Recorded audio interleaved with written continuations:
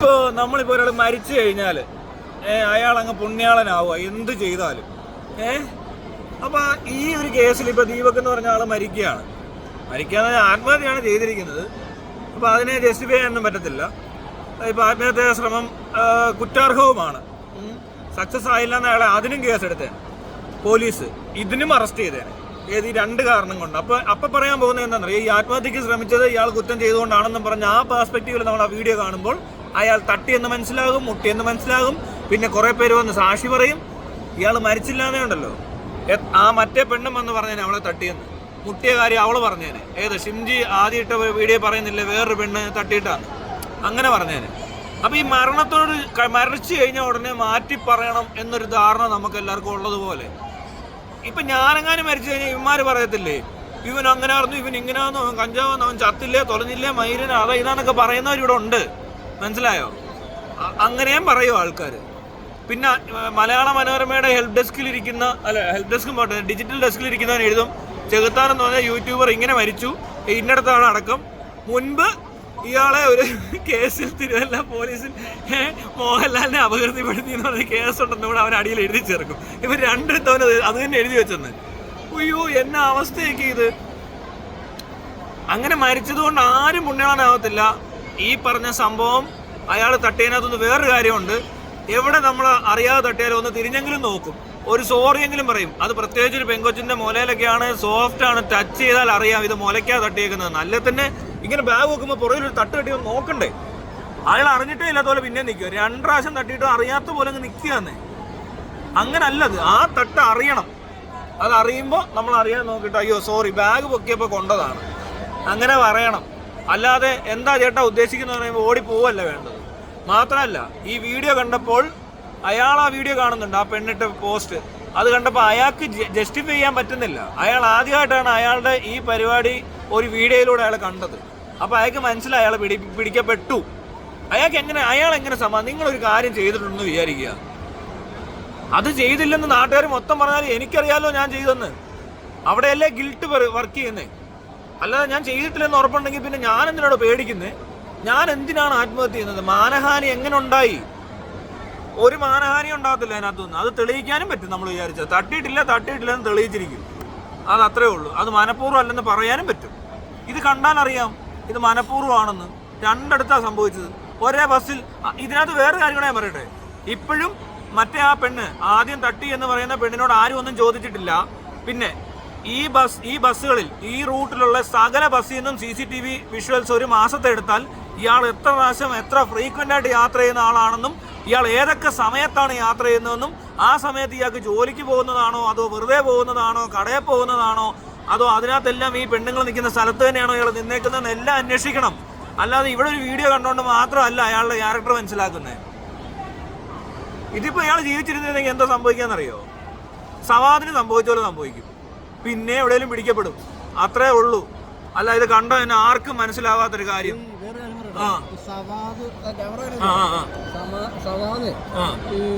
ജയിലിൽ നിന്ന് ഇറങ്ങിയപ്പോ മറ്റവര് വന്ന് മാലയിട്ട് സ്വീകരിച്ച് ഈ രാഹുലൊക്കെ പോയാന്ന് തോന്നുന്നു. രാഹുലിന്റെ ടീമാണ്. അല്ലല്ല, ഇപ്പൊ രാഹുൽ ആ ടീമിലാന്നേ ഉള്ളൂ.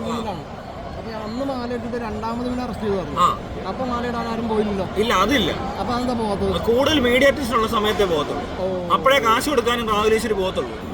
ഈ പ്രാവശ്യം കൊടുക്കേണ്ട സ്ഥലം അവിടെയാ. അവന്റെ മാനസികാരോഗ്യമായിട്ട് ബന്ധപ്പെട്ടിട്ടുള്ള ഒരു പരിപാടിക്കകത്ത് ആരും ഇടപെട്ടിട്ടില്ല. ഇട്ടില്ല. അവനെ മാല ഇട്ടിട്ട് അതൊരു പറഞ്ഞു വിട്ടു. അവൻ വീണ്ടും ഇതിനെ അവസ്ഥപ്പെട്ടു. പോലീസിന് ഉത്തരവാദിത്തം ഇല്ല, ഗവൺമെന്റിന് ഒരു ഉത്തരവാദിത്തം ഇല്ല. എന്നാ പോട്ടെ, മെൻസ് അസോസിയേഷൻ എന്ന് വന്ന് മാല ഇട്ടിട്ട് വിടുവാണ് വേണ്ടത്. അവനെ ബാക്കി കാര്യങ്ങൾ നോക്കണ്ടേ, അവനെ ചികിത്സ നോക്കണ്ടേ, അവന് വയ്യാത്തതല്ലേ. അങ്ങനെ ചെയ്തിരുന്ന ഇന്ന് ഇയാൾ മരിക്കുവോ? പണ്ട് വനിതാ കമ്മീഷന്റെ മറ്റേ ഒരു ലേഡി വന്നിരുന്ന് പറഞ്ഞ ഓർമ്മയില്ലേ, അനുഭവിച്ചു.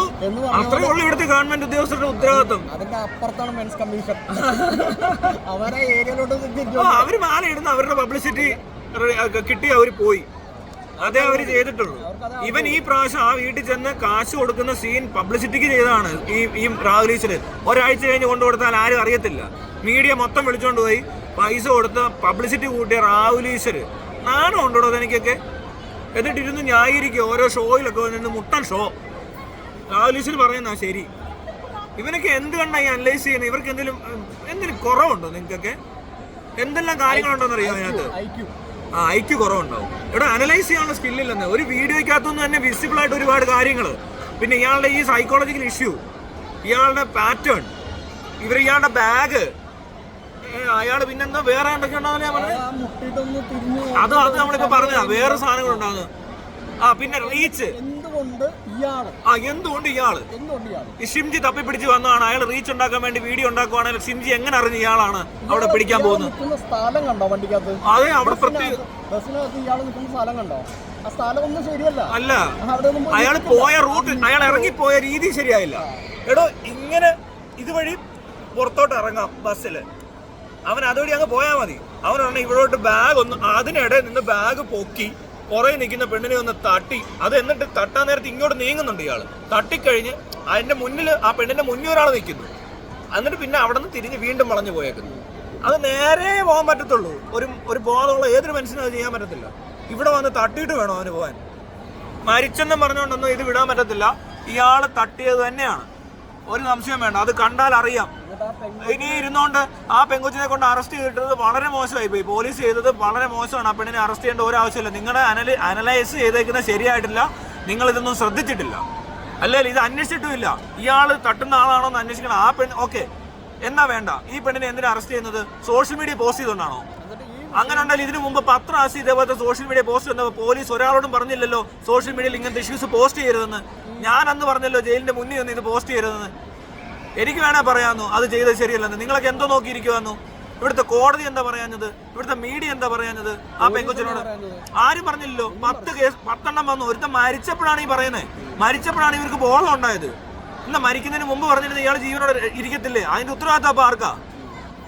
ഈ സാധാരണക്കാരിയായ പെൺകുട്ടി സ്ഥിരമായി സംഭവിക്കുന്ന പോലെ തന്നെ മാത്രമേ ചെയ്തിട്ടുള്ളൂ.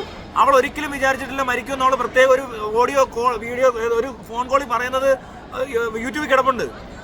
ആരും വിചാരിക്കത്തില്ല മരിക്കുമെന്ന്. അങ്ങനെ ഒരു ആന്റിസിപ്പേഷൻ കോർട്ടിനോ പോലീസിനോ മീഡിയക്കോ ഇവിടുത്തെ സാധാരണക്കാരായ മനുഷ്യർക്കോ ഇല്ലായിരുന്നെന്ന്. പിന്നെ എങ്ങനെ ജിംഷിദ അവളെങ്ങനെ അറിയും? ജംഷിദ എങ്ങനെ അറിയും? അത് അവൾ എവിടെ നിന്ന് അറിയും?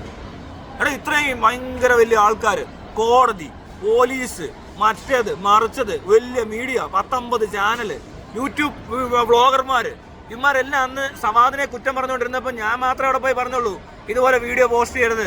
അവരുടെ ബന്ധുക്കൾക്കോ ആർക്കെങ്കിലും ഒക്കെ പ്രശ്നങ്ങളുണ്ടാകും, ചിലപ്പോൾ അവന്റെ പെങ്ങളുടെ കല്യാണം നടക്കത്തില്ല. ഇത് മനസ്സിലാക്കാനുള്ള അന്ന് അത്രയും പറഞ്ഞ എന്നെ അവനെ മാലയിട്ട് സ്വീകരിക്കാൻ പോയവനാക്കി മാറ്റി ഇവന്മാര്. കള്ളന്മാരെ പിടിക്കാന്നുണ്ടെങ്കിൽ നാട്ടുകാരെല്ലാരും കൂടി കൈകാര്യം ചെയ്യില്ല. അങ്ങനെ ഒരു ഉണ്ട്. പരിപാടി മധുവിനെ അടിച്ചോന്നില്ല എന്ന് പറഞ്ഞ പോലെ ഇവിടെ ഉള്ള പരിപാടികളുടെ വേറൊരു വേർഷൻ അത്. അതിൽ കുഴപ്പം എങ്ങോട്ടാണോ ഉണ്ടാവുന്നത്, ഒരാൾ മരിച്ചു കഴിയുമ്പോൾ പിന്നെ നേരെ തിരിച്ച് ആരെങ്കിലും ഒരാളെ അറസ്റ്റ് ചെയ്യണമെന്നോ? എങ്ങോട്ടെങ്കിലും കയറണം. എനിക്കറിയില്ല നിങ്ങൾ എന്തോ ഉദ്ദേശിക്കുന്നേ. അതേ മനോഭാവം, സെയിം മനോഭാവം. ആരെങ്കിലും പിടിച്ചൊന്ന് അറസ്റ്റ് ചെയ്തിട്ട് കഴിഞ്ഞാൽ പ്രശ്നം അങ്ങ് തീർന്നതാണോ പറഞ്ഞത്? ഇപ്പോഴും പ്രശ്നം തീർന്നോ? ഇത്രയും ദിവസമായി ഈ മരണം സംഭവിച്ചിട്ട് ആ പെണ്ണിനെ അറസ്റ്റും ചെയ്തു.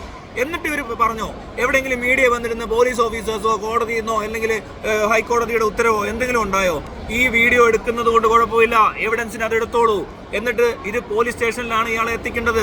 പിങ്ക് പോലീസിന്റെ ഏതെങ്കിലും ഒരു പ്രത്യേക നമ്പർ ബസ്സിലൊട്ടിക്ക്, ആ നമ്പറിൽ വിളിച്ച് പറഞ്ഞാൽ മതി. എന്നിട്ട് എന്താ ചെയ്യണമെന്നറിയോ? ഇയാളെ കൊണ്ട് റിമാൻഡിൽ ഇട്ടിട്ട് 17 ദിവസം കഴിഞ്ഞ് ഇറക്കി വിടുമ്പോൾ രാഹുൽ ഈശ്വരനും ടീമിനും കൊണ്ടൊന്ന് മാലയിടാനും സമ്മതിക്കരുത്. അയാളെ റിമാൻഡ് ചെയ്യുകയല്ല വേണ്ടേ, കേസ് ഫയൽ ഓപ്പൺ ആക്കിക്കോണം. എന്നിട്ട് അത് മെഡിക്കൽ കോളേജിൽ അഡ്മിറ്റ് ചെയ്യണം ഇയാളെ സൈക്കാട്രിക് ഡിപ്പാർട്ട്മെന്റിൽ. അയാൾക്കും അയാളുടെ ഫാമിലിക്കും കൗൺസിലിംഗ് കൊടുക്കണം. എന്തുകൊണ്ടാണെന്നറിയോ? അയാൾ ചെന്ന് ആത്മഹത്യ ചെയ്യാൻ സാധ്യതയുണ്ട് ഇങ്ങനത്തെ മാനഹാനി ഉണ്ടായാൽ. ഇത്രയും മനസ്സിലായിട്ട് ഇതുവരെ ആരെങ്കിലും എന്തെങ്കിലും പറഞ്ഞു? ഏതെങ്കിലും മീഡിയയിൽ ഇങ്ങനെ ഒരു സംസാരം ഉണ്ടായോ? ഇപ്പോഴും ഇവരും ഉണ്ടായിരിക്കുക. ഇനി ഇതുപോലെ ഉണ്ടായാൽ എന്ത് ചെയ്യും? ഇനി ഒരുത്തനെങ്ങാനും വല്ല ബഹളം ഉണ്ടാക്കിയിട്ട് ഒരു പെണ്ണിനെ കുത്തും. കത്തിക്ക് കുത്തുന്നവരുണ്ട് ഇവിടെ, ആസിഡ് എറിയുന്നവരില്ലേ? ഈ അപകടം ഇപ്പോഴും നിൽക്കുമ്പോഴും നിങ്ങളിരുന്ന് കുഞ്ഞു കളിച്ച് അവളെ അറസ്റ്റ് ചെയ്ത് ഇപ്പൊ പ്രശ്നം തീർന്നില്ല, എല്ലാവരും സന്തോഷമല്ലേ? ഇവിടെ കുറെ നാറികൾ സന്തോഷിക്കുന്നുണ്ട്, അല്ലാതെ ആർക്കും ഒരു സന്തോഷമില്ല ഈ കാര്യത്തിൽ. എനിക്ക് നല്ല നല്ല നല്ല വിരോധവും വിദ്വേഷവും മറ്റേതും ഒക്കെ ഉണ്ട്, ദേഷ്യമൊക്കെ വരും.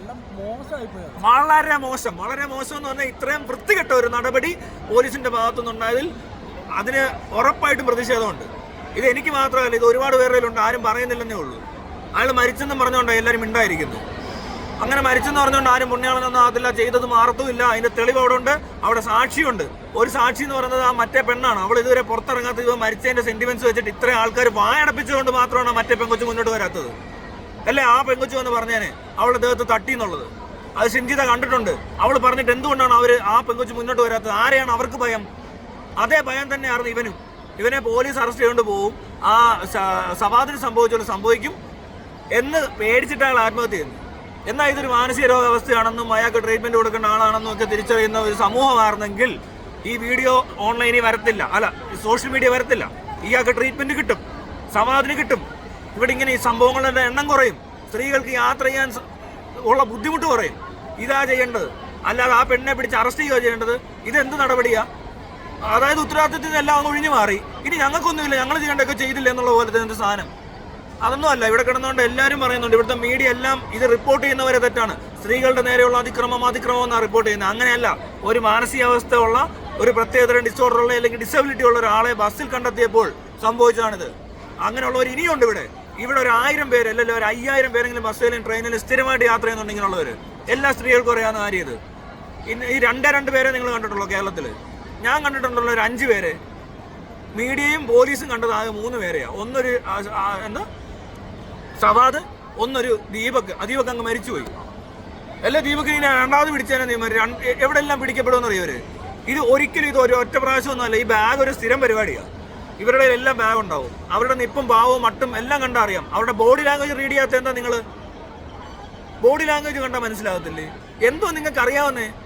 എനിക്ക് മനസ്സിലാവുന്നില്ല. ഈ കണ്ടോണ്ടിരുന്നവരൊക്കെ എന്ത് മനസ്സിലാകുന്നത്? എന്തോ നിങ്ങൾക്ക് മനസ്സിലായത്? അയാളുടെ സൈക്കോളജി നോക്ക്.